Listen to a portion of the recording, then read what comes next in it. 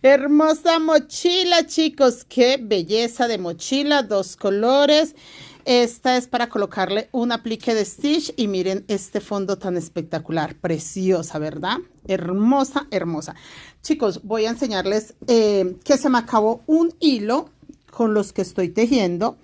Esta mochila lleva como hilos bases el hilo azul y el color negro. Pero como hilo alma le coloqué hilo macramé azul. ¿Listo? Y el hilo que se me acaba de terminar es preciso el azul que llevo como la secuencia del diseño.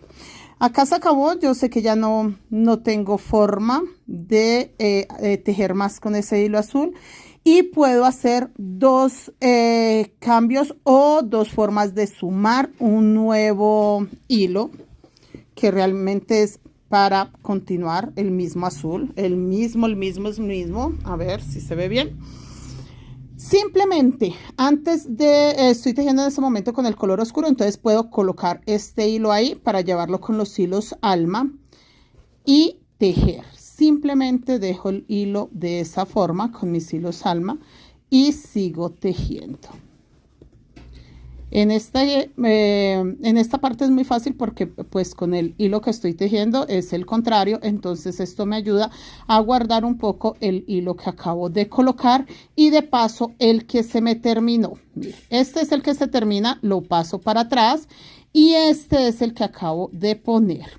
Ya estando ahí, puedo mirar si se ve bastante, lo puedo alar un poquito nada más para luego quitar el excedente y seguir tejiendo con el nuevo hilo que acabo de colocar para seguir la secuencia. De esta forma seguimos la secuencia y simplemente retiramos el excedente. Hay una manera que es la que más me gusta a mí, o no sé, creo que la tejo frecuente con esta manerita, ahí lo voy a quitar, y es que cuando ya se me acaba el hilo, lo tengo como más presente de cuando ya se acabó. Llego acá al final y debo de tejer con el azul, pues no me alcanza el azul. Yo lo que hago es que en ese momento busco el color que voy a poner, en este caso para seguir tejiendo, con los hilos alma.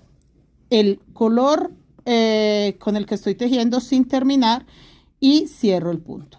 Tan sencillo como eso y hago lo mismo. Seguir tejiendo guardando el hilo que acabé de agregar con el hilo alma y cuando llegue el momento de cambiar al color oscuro hago exactamente lo mismo, que es sin terminar el punto, agarrar el nuevo hilo